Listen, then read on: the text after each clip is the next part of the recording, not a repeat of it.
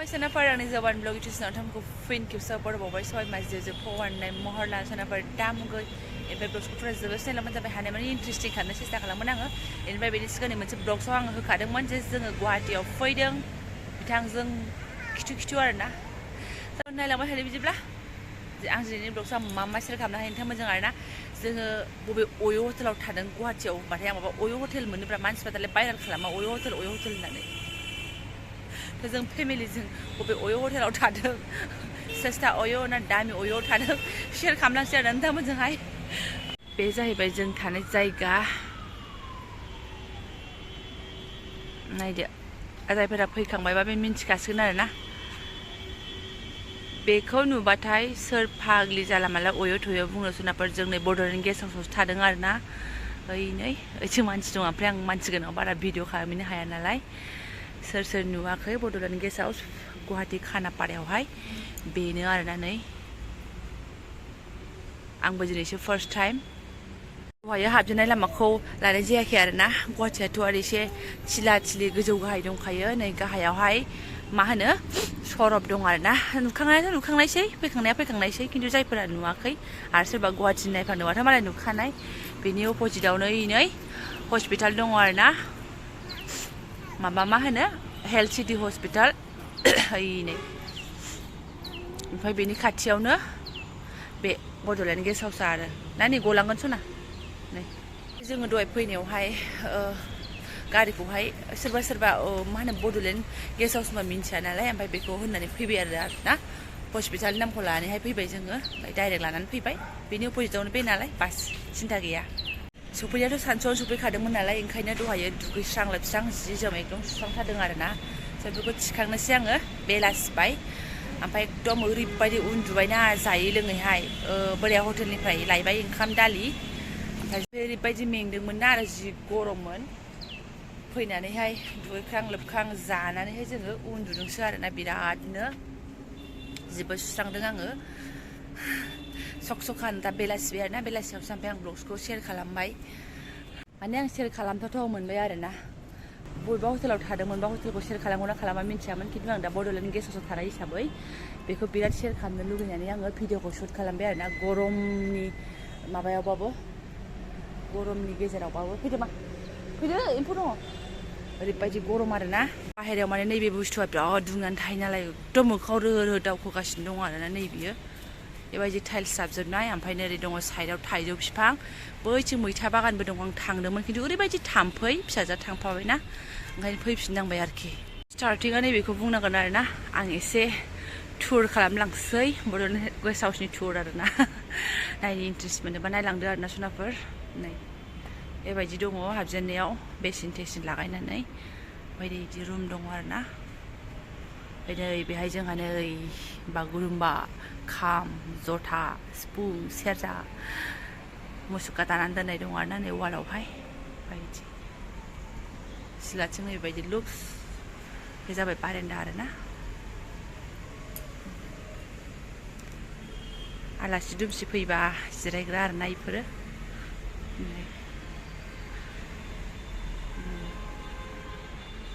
देखायलांनो आङो नैबेफोर रुम ओमफ्राय नैबे रुम नाम्बार 2 ओरै फैयै सेक्रेटारिनि अफिस ओमफ्राय नै जोंहा मुसुखाया बर'नि बिफानि मुसुखाया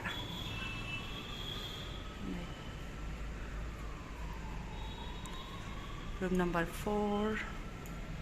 room number 5 room number 6 बेनिफ्राय रुम नाम्बार 6 निफ्राय आङो रुम आरो नुनाय मोनाखै बाखि सिंनिया इथिं हाबनाय दंखौ आं थांला मानसि दङ ओमफ्राय आङो जों थानाय रुमखौबो देखायगोन सनाफोर र' दिनैफोर आरोना ओमफ्राय रुमफोरा फिलाप गोजा होननानै बुंदों आयौ नै खामसालियाव दोननाय सफायाव एसे गेम जिरायबाय जि गरम आरोना जिरायफेरनो मोना नालाय गरमबाबो एसे गेम जिरायथारबाय आङो जों थानाय रुमखौबो देखायगोन र' सनाफोर थाम्फैबो दंसोगारो बाहेरायाव बारा थानो हायाना आं रुम सिङाव हाबलांफिननोसै उफ ओरैनो मानसिफ्रा बुंखायो गुवाहाटीनि गरमा बेलेग होननानै नंमारगौ ना मागौथाय ना हरैबो दा बिदिनो गरम जानानै दं आं मिथिला आरोना बिराद गरम मोन्दों बाहेरायाव थानो हाया हेसपेस मोनलायलायो आरो लोगोसे थाम्फै आरोना दा भिडिअ खालामनायावहाय खालि मोनसेल' दङ जों बेयावनो हाबनानै थाफैबाय बाखि आं दा देखायनाय रुमफोरा सब फिलाप गोजा आरोना बेफोरो एसे फिसा रुमफोरा फिलाप गोजा नुवाखै आंबो सोर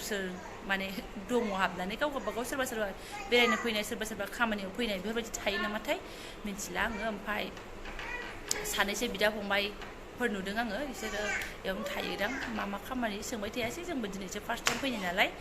जोंनि रुमखौ टुर लाबोनोसै आं सोनाफोर जों बबेबायदि रुमाव दङ आरोना रुम देखायनाय नै एकदम दरजानिफ्रायनो देखायफिनबाय आङो रुम नाम्बार 2 चलो नायदो जों थानाय रुमा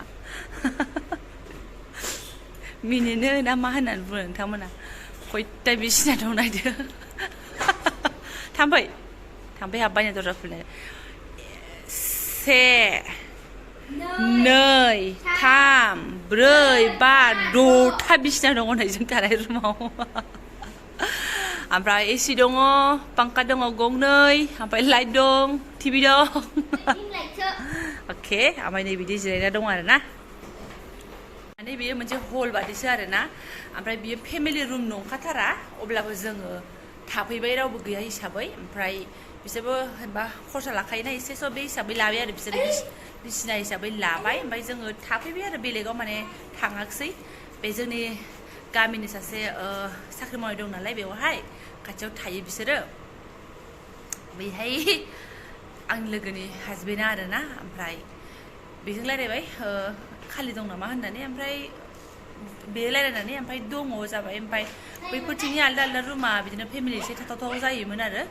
माने बिसिनिया बेयाव एसे खममोन गंब्रै ओमफ्राय दा बेयाव जोंहा खालि गैया नालाय जोंहा बेयावसो माने हलावसो एकदम ओमफ्राय फैनानै फिसालाया सुखुवाखिसै माने हटेलावसो थागौमोन जाबाय जोंबोथ' फार्स्ट टाइम मोनथिया बै खिथाहरबाय सुबिदा दङ बिदिनो एटाच बाथरुम दंखाजोबो गाज्रि नङा थानो खिन्थु फेमिलिनि थाखाय नङा नालाय एसे सुखुवा मोन्दों आरो उन्दैनिया जादा आंबो ओमफ्राय आं गाज्रिबो मोनाखै गावनि मानसिफोरखौ नुबायना बिदा फंबाय जेबो नङा सिन्था गैया बिदि मोन्दों आरोना ओमफ्राय दा बेलेगफोर रावबो गैदेरला जोंनो आरो एकदम माने 6था बिसिनायाव जोंनो उन्दुसिगोन आरो दिनैहाय मिन्थावथावना एसे साननानै नायोबा माने बेवहाय सोरबाफोर बुरजा मानसि फैयोबा बिराद मोजाङाना 6 जनफोर फैयोबा बिसिना हिसाबै लायो होनदों दामखौ ओमफ्राय आं दामखौ होनबाय थालायला खमानो लायो बुहुद जेनेबा सासे हारसिं मानसिया फैदों हटेलाव थाफैबा बुहुद लस आरोना ओमफ्राय बुरजा मानसि फैयोबा जेनेबा बे रुमाव एखेलगे थाजोबनो हाबाय नोङो मोनसे बिसिनायाव सानैबो उन्दुनो हाबावलायगोनसो आरोना बे हिसाबैनो ओमफ्राय जोंहा दा पे खालामगोन आरो ओमफ्राय खिथाबाय आंबो मिन्थियामोन माबायदि बड'लेण्ड गेस्ट हाउसआव मा दं मा गैया माने बिदि मिन्थियामोन आरो जेबो आइडिया गैयामोन ओमफ्राय ओंखायनो बियो रायलायखाबाय जखन बुक खालामखाबाय जखन थानोसै होननानै जोङो फैबाय आरोना ओमफ्राय मिन्थिया हटेलफ्रावबो बेखिनि दामाव जों हटेलफ्रावबो मोनखागौमोन एसे होदेरनानै आरोना बेयावबो ओरैनो थायाखै फ्रि नङा अबावथो सोर फ्रि थानो मोनो जेनेबा गेस्ट हाउस बिसिना हिसाबैबाथ' खममोन ओमफ्राय दा जों फेमिलि मोनसे रुमखौनो लाजोब्बाय नालाय हलखौनो ओंखायनो जोंना माने एसे थांसिगोन आरो हटेल टाइपनियानो थांसिगोन जेबो नंला जोंथ' आरो बेयाव थाबाय थायाना ओमफ्राय जेबो ओंखारनो गोसो जाया माने मानो फैदोंथाय गुवाहाटियाव एसे बेरायफानो होननानै फैफानाया दा बुंसैयानो गरमजोंनो ओंखारनो गोसो जाया आरो नै जुबुर दुथुर फेन्सि मार्केटाव थांनो सानदोंमोन फेन्सि बाजारावहाय ओमफ्राय बेयावबो थांफेराखै बालायलांबाय आरोना थांफेरैखाय थांफेरनोबो सानदोंमोन एसे ओरैनो नायनानै फैनो जेबो बायाबाबो बेयावथ' जेनेबा बेरायनो लेंहरबानो लांखागोन दाउबाबो थांलाथाय नै बेलासिलायबायसो बाबायसो आरोखि गरमजोंनो गोदोनोसो लुगैबाय ओरैनो एसिनि बाराव एसे आराम मोनो स्रो ओमफ्राय ओरैबो दङ आरोना नै बेबायदिया वालाव खालामनानै दोननाया ना गुरनाय जोंनि बर'फोरनि माइ गायनाय फैदों आं सोनाफोर नै हाबजेननाय स्टार्टिंआ बेबायदि नुयो आरोना गेटआव बेबायदि दङ ओमफ्राय नै खाथियावनो ओमफ्राय बैलाय हस्पिटाला हेल्थ सिटि दङ मोनसे ओमफ्राय गुवाहाटीयावहायलाय हेल्थ सिटि हस्पिटाल आरो बिनि सेरावनो दङ गुवाहाटी मेट्र' हस्पिटाल आरोना मोननैबो हस्पिटाल बाबा एखेसो जाखोना आलदा जाखो मिथिला आरोना आङो नामाथ' आलदा बेयाव हायाबा बेयाव थां होननाय बायदि खोमा ओमफ्राय नै बेबायदि आरोना सरब सेरावनो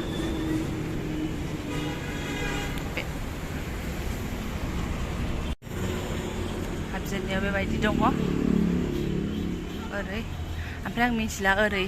सोंनोबो बारा मिथिलायलाङा ओमफ्राय जोंनि थाखाय जाय रायलायदों जाय बिथां जोंनि गामिनि लोगोनि हासबेन्डआ आरोना बैयाव दङ डिउटियानो डिउटि बेस्रा फुङावबो थांबाय दहाय सानसुआव ओंखाम जाफैनायाव एसे रायलायलांबाय आरो डिउटियाव लदबाव आरोना नै बेबायदि थिला सिस्टेमसो जोंनि लालियापारा टाइपनिसो आरोना नै गाहायनिफ्राय गोजौथिं थिला गावनो आंजों फैफाबाय आरो दा बाबा बाबा जालायबाय थांला आङो ओरै मा दङ नै बाबा बाबायानो जोबनो थाङा नै बेबायदि थिला आं बेखौ नुनानै एकदम लालियापारा गोसोखांबाय आरोना नै दै नै ओमफ्राय हाबनांगौ लामाया नैबिसो मोन नामाथाय मेन लामाया आरो दा पुलिस बिथाङा फैफिनबा सोंसै आङो थ' बाबा नायनोसै थ' ओमफ्राय जोङो नैबे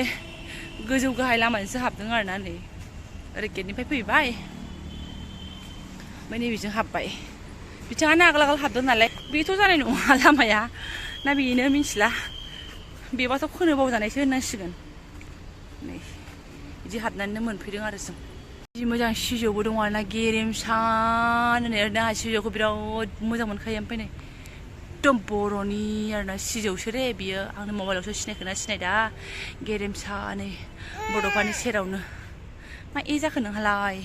गरमनि गेजेरावबाबो एसे खोमसिनायखाय दसे ओंखार होननानै जोङो लाद्रा फाद्रा आरोना लामाया बै मारसोमोन सनाबाद गेजेरजों माबा ओरै गोलाव गिदिंनानै फैमारनांगौ आरोना दासो बिफाया खिथाबाय बैथिंजाय जोङो बिदिसो ओंखारख्लायलाय गाखोख्लायलाय खालामबाय थादों थांग्रोनोसै बारा गोजानाव थाङा ओरैनो खाथि खालायावनो आरोना बाथारोलै ओंखारनो गरमखायनो जयनगर होननायाव खावब्ला आरोना लोमफ्रुजोब्बाय ओमफ्राय टट'जों 20 थाखा लायो गेस्ट हाउसनिफ्राय 20 थाखा 40 थाखानि बाजार जानो होननानै फैदों आरोना नै जाबायानो नोङो बाबा गरमखायनो बाखाबायमोनसो आं ओमफ्राय फिसालाया सावमिन कि सावमिन बिनि बिथोरावनो आंहाबो हाफ प्लेट नै जालांनायसै जयनगरनि सावमिनखौ हनै फिसाजोआ ORS आरोना मा लोंदो बे सावमिन जायानो मालाय दिनै लोंदो मा इदि माबा सावमिना हगा जाबा साबसिन खोमा मोनजाबानो जायो नोंहालाय जाजोब्बाय गरमबाबो गारनायाव गैया आरोना जानायखौहाय बार मोखां मोनाना गरम जा थान्दा जा फास्ट फुडनि बिजनेसा सोलिथारो आरोना नैबेयावबो दुरा फादुरा सफैफिनलायबाय गरमथार बिरादनो ओमफ्राय जानानै फैबाय आरोना बेखौनो जुस लोंलाबायनानै फैबाय ओमफ्राय मा होनो दा मोनायाव बेयावनो सोंदोंमोन माबाफोर जागोन नामा ओंखाम जागोन नामा बेयावनो ना बाहेरायाव जाहैगोन होननानै ओमफ्राय जोङो रुटिसो जानोसै हालखा होननानै ओमफ्राय बिसोर रुटि बानायो आरोना ओंखाम दालि ओमफ्राय बेदरफोर नाफोर जानोबा बुंनांगौ आरो लाबोगोन ओमफ्राय बेसे लायोथाय सोङाखसै जोङो जाया होननानै दा जोङो रुटि लायनानै जासिगोन आरो बै खाथियाव मोनो हस्पिटाल खाथियावनो दखान दंखायो स' ओमफ्राय आं दा भिडिअखौ दोनथ'नोसै सनाफोर बेवहाय माबा गरमजोंनो बिराद टाइट जाबाय मोजां भिडिअ लाबोनो सानबाबो जाला आरोना दिनै आङो बे गेस्ट हाउसखौनो नोंथांमोनजों माने एसे देखायनाय जाहैबाय गाज्रि मोननो नांला जाब्रा बायदि भिडिअ होननानै आरोना थ' दोनथ'नोसै सनाफोर जायफोर आंनि बेखिनि ब्लग्सखौ फरायनाय लांबाय गोसो गोरबोजों साबायखर बावबाय आङो लोगो मोनसिगोन नेक्स्ट भिडिअआवहाय थेंक इउ स' माच